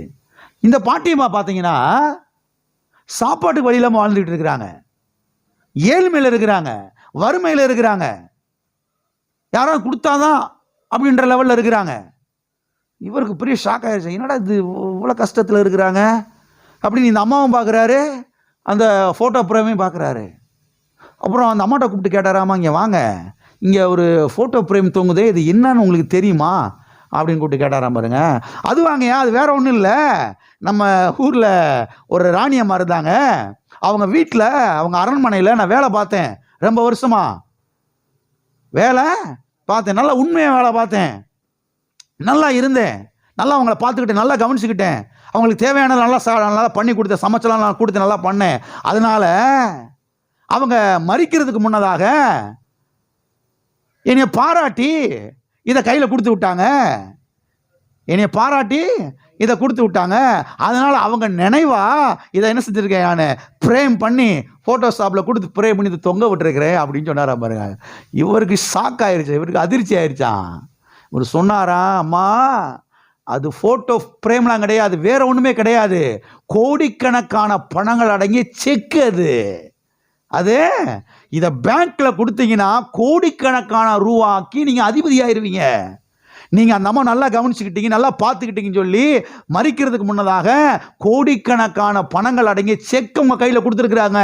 நீங்க கொண்டு போய் பேங்க்ல கொடுத்தீங்கன்னா இன்னைக்கு உங்க அக்கௌண்ட்டுக்கு என்ன செய்யும், வாங்கி நீங்க என்ன செய்யலாம், அவ்வளோ பணத்தை நல்ல செல்வ செழிப்பா வாழலாம். நீங்க என்னன்னா சாப்பாட்டுக்கு வழி இல்லாமல், கஞ்சிக்கு வழி இல்லாமல் சாதாரணமா யாரா கொடுக்க மாட்டாங்கன்னு வாழ்ந்துகிட்டு இருக்கிறீங்களே, விவரம் உங்களுக்கு புரியலையான்னு சொன்னாராம். அநேக கிறிஸ்தவர்கள் இந்த இடத்துல இருக்கிறாங்க. புரியுதா உங்களுக்கு? தேவனை குறித்த அறிவு இல்லை, தேவனை குறித்த வெளிச்சம் இல்லை. தேவன் எனக்காக என்ன செய்திருக்கிறார், என்ன பண்ணி இருக்கிறார், என்னுடைய தேவன் எப்படிப்பட்ட தேவன், நான் ஆராதிக்கிறேன், என்னுடைய தேவன் எப்படிப்பட்ட தேவன், அவர் மகிமை ஐஸ்வர்யத்தை உடைய தேவன், அவர் ஐஸ்வர்ய சம்பன்னர், அவர் எனக்காக கல்வாரி சிலுவையில் தரித்திரரானார், ஏன் தரித்திரத்தெல்லாம் அவர் சுமந்துட்டாரு, அவருடைய ஐஸ்வர்யத்தெல்லாம் ஏன் அக்கௌண்ட்ல டிரான்ஸ்ஃபர் பண்ணியிருக்கிறாரு என்பதை குறித்த ஒரு அறிவு இல்லாததுனால தான் அநேக கிறிஸ்தவர்கள் இன்னைக்கு ஏழ்மையிலையும் பசியிலையும் பட்டினிலையும் ஐயோ பாவமாக பரிதபிக்கப்பட்டவர்களா அப்படியே போயிட்டு இருக்கிறாங்க. நல்ல கிறிஸ்தவங்க, ஆனா நல்ல கிறிஸ்தவங்க கெட்ட வார்த்தையெல்லாம் பேச மாட்டாங்க, அசுத்தமான காரியத்தில் தலையிட மாட்டாங்க, அவங்க உண்டு அவங்க வேலைன்னு இருப்பாங்க. ஆனால் இதில் இருக்காங்க, தரித்திரத்தில் இருக்கிறாங்க, ஏழ்மையில் இருக்கிறாங்க. ஏன்னா தேவனை குறித்த சரியான வெளிச்சம் இல்லாததினாலதான். எல்லாம் இருக்கிறீங்களா? இவங்களுக்கு தெரிஞ்சதெல்லாம் என்ன, யாருக்கு, கிறிஸ்தவ விசுவாசிகளுக்கு தெரிஞ்சதெல்லாம் என்ன, வெறும் ஜெபம், வெறும் உபவாசம். ஆனா தேவனை குறித்த அறிவு கிடையவே கிடையாது. தேவனை குறித்த வெளிச்சம்லாம் இல்லவே இல்லை. பரலோகத்துக்கு கொண்டு போய் சேர்ப்பார் என்கிற வெளிச்சம்லாம் இருக்குது, கைவிட மாட்டார் என்கிற வெளிச்சம்லாம் இருக்குது. ஆனா என்னுடைய தேவன் ஐஸ்வர்ய சம்பன்னர், நான் ஆராதிக்கிற என்னுடைய தேவன் ஒரு ஏழை அல்ல, அவர் இந்த வானத்துக்கு பூமிக்கு சொந்தக்காரர், எல்லா வெள்ளிக்கும் எல்லா பொண்ணுக்கும் சொந்தக்காரர், இந்த வானத்துக்கு பூமிக்கு அவர் தான் ஓனர், இந்த உலகத்திலேயே பெரிய ஆள் அவர் தான் என்கிற வெளிச்சம் என்ன செய்யலாம் உங்களுக்கு இல்லை. நான் சொல்லுகிறேன், முதலாவது தேவனை குறித்த ஒரு சரியான அறிவு நமக்கு வர வேண்டியது அவசியமாக இருக்கிறது. இரண்டாவதாக அந்த அறிவின் அடிப்படையில் போய் ஜெபிக்க வேண்டியது அவசியமாய் இருக்கிறது. சும்மா வெறும் ஜெபம் கிடையாது, சும்மா வெறும் ஜெபம் கிடையாது. ஜெபம் பண்ணணும் பிரதர், ரைட்டு. உபவாசம் இருக்கணும் பிரதர், ரைட்டு. நெடுமுழங்கால் நிற்கணும் பிரதர், ரைட்டு. இதெல்லாம் விளங்குது, அருமையான கவனியுங்கள். வெறும் ஜெபம் கிடையாது, தேவனை குறித்த அறிவு, அதன் அடிப்படையிலே பண்ணக்கூடிய ஒரு ஜெபம். எல்லாம் சொல்றீங்களா? கரங்களை உயர்த்தி.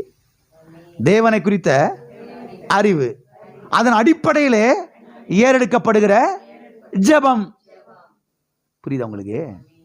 ஜெபம் பண்ணும் பிரதர். தேவனை குறித்த அறிவே இல்லாமல் ஜெபம் பண்ணிக்கிட்டு இருக்கக்கூடாது. தேவனை குறித்த வெளிச்சமே இல்லாமல் ஜெபம் பண்ணிக்கிட்டு இருக்கக்கூடாது. ஆண்டவர் என்னமாலும் செய்யும் ஆண்டவரே, அப்படி இல்லை.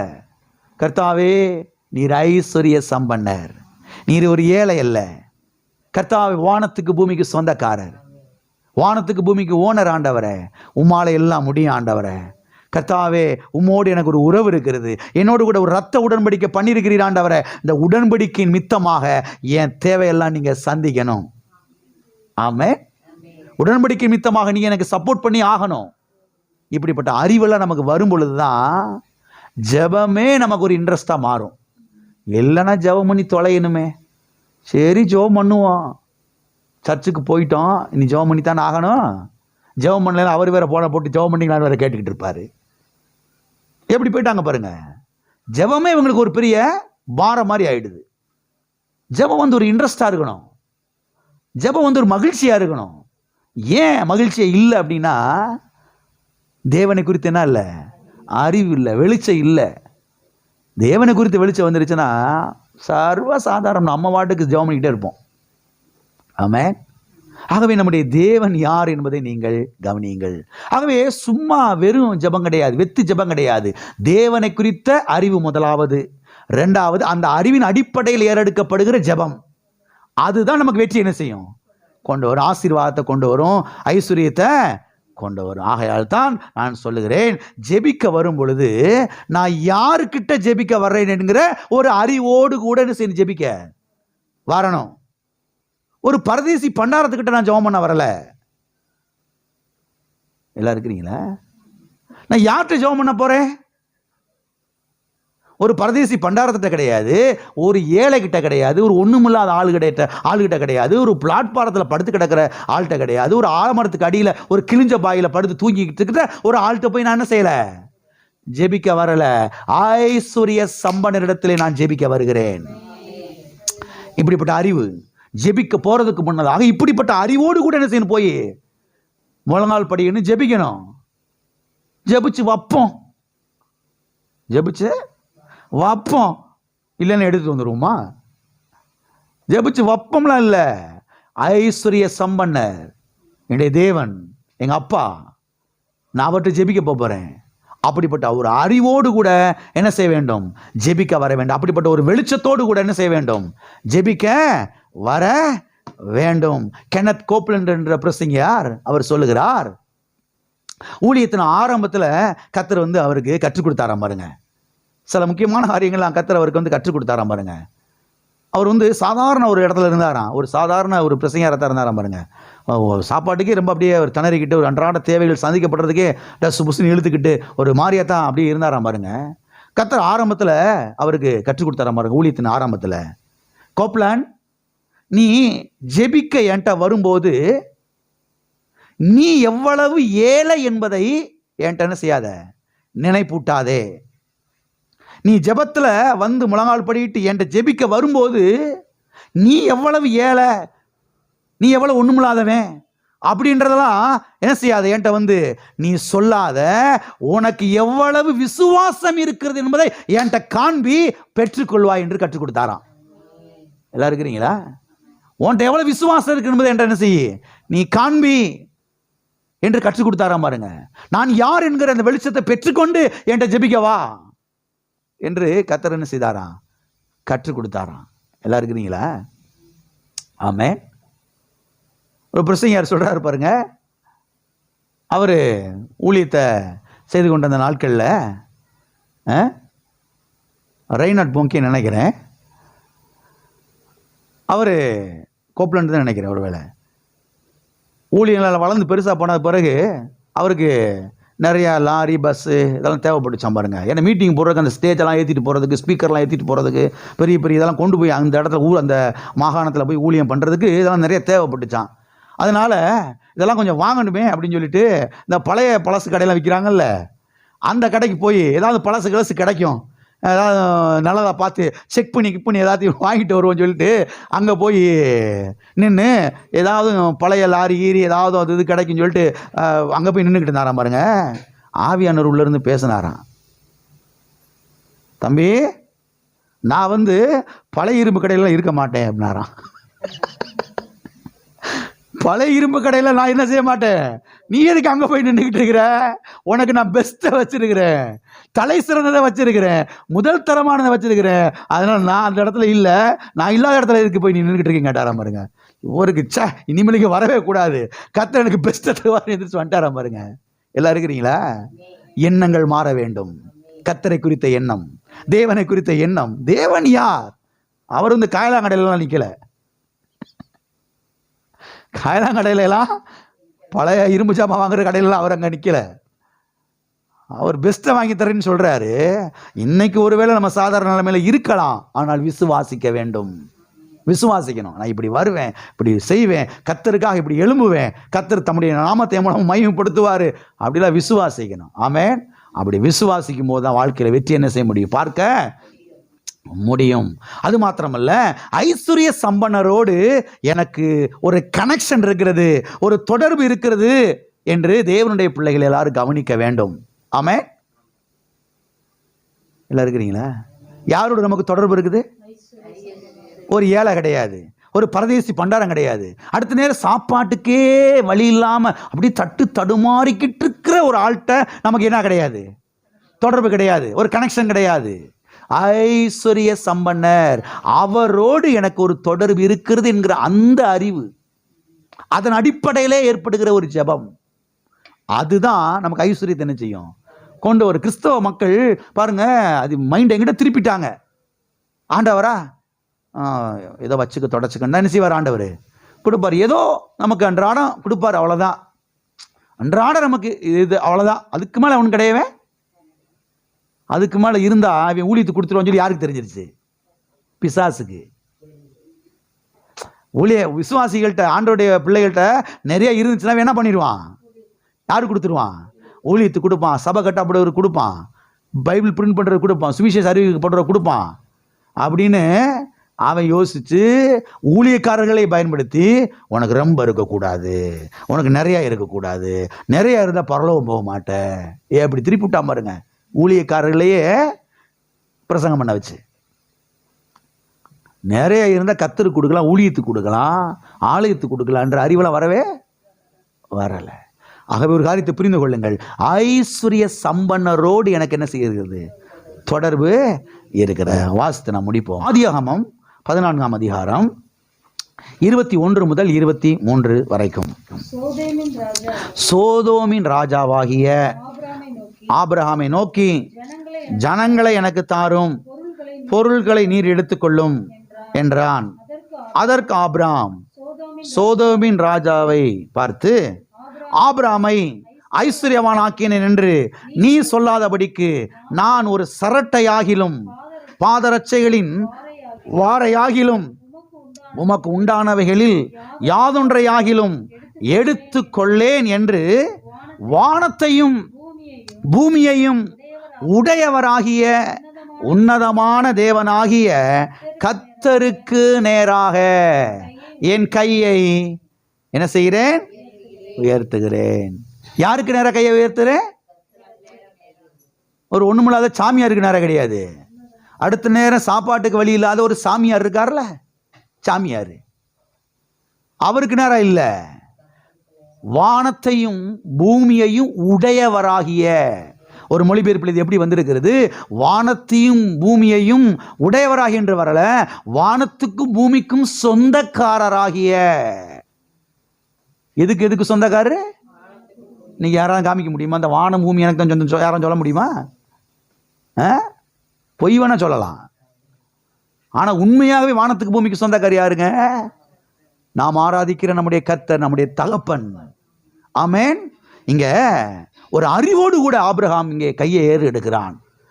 தேவனை குறித்த ஒரு அறிவு, தேவனை குறித்த ஒரு வெளிச்சம், தேவனை குறித்த ஒரு வெளிப்பாடு. என்னுடைய தேவன் யாரு தெரியுமா? இந்த வானத்துக்கு இந்த பூமிக்கு ஓனரு. சாப்பாட்டுக்கு ஓங்கிட்ட நான் நிற்க மாட்டேன், ஓன்ட்ட நான் கையேந்த மாட்டேன். என் தேவனுக்கு நேரம் நான் கையை உயர்த்துவேனே தவிர ஓன்ட்டு என்ன செய்ய மாட்டேன், கையை ஏந்த மாட்டேன். ஏன்னா என்னுடைய தேவன் யார் தெரியுமா? வானத்துக்கு பூமிக்கு சொந்தக்காரர், வானத்துக்கு பூமிக்கு ஓனர். அவர் என்னை கைவிட மாட்டார், அவர் என்னை பட்டினியை போட மாட்டார், அவர் என் தேவைகளை சந்திப்பார், அவர் என்னை ஐஸ்வர்யவானாய் ஆக்குவார். ஆமென். நீ நீ ஐஸ்வர்யவான் ஆக்க முடியாது. எல்லாம் இருக்கிறீங்களா? இப்படிப்பட்ட ஒரு அறிவு ஆபிரகாமுக்கு இருந்தபடினாலே தான் கர்த்தர் இவனை சீமானாய் மாற்றினார். ஆடு மாடுகளை, வெள்ளியும் பொன்னையும் ஒட்டகங்களையும் கழுதைகளை என்ன செய்தாரு? வேலைக்காரர்களை கொடுத்தாரு. அப்ப ஆசீர்வாதங்கள் எப்படி வருகிறது என்பதை கவனியுங்கள், ஐஸ்வர்யங்கள் எப்படி வருகிறது என்பதை கவனியுங்கள். தேவனை குறித்த அறிவு, தேவனை குறித்த வெளிச்சம், தேவனை குறித்த வெளிப்பாடு, அதுதான் நமக்கு எதை கொண்டு வருகிறது? ஐஸ்வர்யத்தை கொண்டு வருகிறது. ஆகவே அநேகர் ஏன் தரித்திரத்தில் வாழ்ந்து கொண்டிருக்கிறார் என்று சொன்னால், இவங்க தரித்திரத்தை பிடிச்சி தொங்கிக்கிட்டு இருக்கிறாங்க. எல்லாம் இருக்கிறீங்களா? எத்தனை பேர் குரங்கு பார்த்துருக்கிறீங்க? ஏன் பாஸ், இது ஒரு கேள்வினா நீங்கள் கேட்குறீங்க, கேட்கறதுக்கு பதில் சொல்லுங்க. எத்தனை பேர் குரங்கு குட்டி பார்த்துருக்கிறீங்க? குரங்கு குட்டி எப்பவுமே பிடிச்சி தொங்கிக்கிட்டே தான் இருக்கும், ஜங்குன்னு. பார்த்துருக்கீங்களா? சில கிறிஸ்தவ விசுவாசிங்க தரித்திரத்தை பிடிச்சி தொங்கிக்கிட்டு இருக்காங்க, ஜொங்கின்னு. வருஷம் 25 ஆச்சு, இன்னும் சாப்பாட்டுக்கு வழியில் நிலத்தெல்லாம் உட்காந்துருக்கிறாங்க. வேதனையாக இருக்கிறது. நான் வேதனையோடு பேசி கொண்டிருக்கிறேன். எங்கேயோ வர வேண்டிய ஆட்கள், 25 வருஷத்தில் 30 வருஷத்தில் எங்கேயோ லெவலில் இருக்க வேண்டிய ஆட்கள் இன்னமும் தடுமாறி உட்காந்துக்கிட்டு இருக்காங்களே. காரணம் என்ன? தேவனை குறித்த சரியான ஒரு அறிவு இல்லை, தேவனை குறித்த சரியான வெளிச்சம் இல்லை. எங்க அப்பா யாரு? வானத்துக்கு பூமிக்கு சொந்தக்காரர், ஐஸ்வர்ய சம்பன்னர். அவரால் எல்லாம் முடியும். அவர் என் தேவையை சந்திக்க முடியும், அவர் என்னை உயர்த்த முடியும். நான் அவருக்காக எழும்ப போகிறேன், அவருடைய திட்டத்துக்காக எழும்ப போகிறேன், அவருடைய நோக்கத்துக்காக எழும்ப போகிறேன். கர்த்தர் தம்முடைய திட்டத்தை என்னை கொண்டு நிறைவேற்றுவார். ஆமென். இப்படிலாம் வராததுனால தான் அநேகர் பாருங்க தடுமாறி கொண்டிருக்கிறதை இன்றைக்கு நாம் பார்க்கிறோம். எனவே ஐஸ்வர்ய சம்பனராகிய தேவனை குறித்த ஒரு வெளிச்சத்தை நீங்கள் என்ன செய்ய வேண்டும்? சத்திய வேதத்திலிருந்து பெற்றுக்கொள்ள வேண்டும். இந்த வெளிச்சம் தான் உங்களுக்கு எதை கொண்டு வரும்? ஐஸ்வர்யத்தை கொண்டு வரும். ஆமென். எல்லா கண்களை மூடி நாம் ஜெபிப்போம். எல்லார் கண்களை மூடி நாம் ஜெபிப்போம். அடுத்த வாரத்தில் மீதமுள்ள காரியத்தை நாம் தொடர்ந்து பார்க்கலாம். ஹல்லேலூயா, ஹல்லேலூயா. என் தேவனே, உம்மை குறித்த ஒரு வெளிச்சத்தை நான் பெற்றுக்கொள்ளணுமே. ஒவ்வொரு நாளும் எனக்கு உதவி செய்யுங்க ஆவியானவரே. என் தேவன் தம்முடைய மகிமையின் ஐஸ்வர்யத்தின்படி, என் தேவன் ஒரு ஏழை கிடையாது, என் தேவன் ஐஸ்வர்ய சம்பன்னர், என் தேவன் மகிமையின் ஐஸ்வர்யத்தை உடையவர், என் தேவன் எல்லா வெள்ளிக்கும் பொண்ணுக்கும் சொந்தக்காரர், என் தேவன் வானத்துக்கு பூமிக்கும் சொந்தக்காரர், என் தேவன் எல்லாவற்றையும் உடையவர். நான் அவருடைய பிள்ளை. நான் ஏழையாக இருப்பது அவ்வளோ ஒன்றும் சரி கிடையாது, நான் ஏழ்மைத்தனத்தில் பசியில் இருப்பது அவ்வளோ ஒன்றும் சரி கிடையாது. ஊழியத்தின் நிமித்தமாக சில வேலைகள் அப்படி இருக்கலாம், ஆனால் எல்லா நாட்கள் எல்லா வருஷங்களும் அப்படி கிடையாது. ஓ தேவனே, ஸ்தோத்திரம் ஆண்டவரே, ஸ்தோத்திரம். பிதாவே, இயேசு நாமத்தில் உம்முடைய சமூகத்தில் வருகிறோம் ஆண்டவரே. ஆசீர்வதிக்கப்பட்ட இந்த வேலைக்காக நன்றி. ஓ தேவனை நாங்கள் ஸ்தோத்தரிக்கிறோம். உம்மை குறித்த வெளிப்பாடை, வெளிச்சத்தை நாங்கள் பெற்றுக்கொள்ள உதவி செய்ய ஆண்டவரே. உம்முடைய நாம மகிமைக்காக, உம்முடைய திட்டத்துக்காக, உம்முடைய நோக்கத்துக்காக இந்த பூமியிலே கர்த்தாவே எல்லா ஐஸ்வர்யங்களையும் நாங்கள் செலவிட எங்களை கர்த்தாவே நீர் ஆசீர்வதிக்கிறீரதற்காக நன்றி.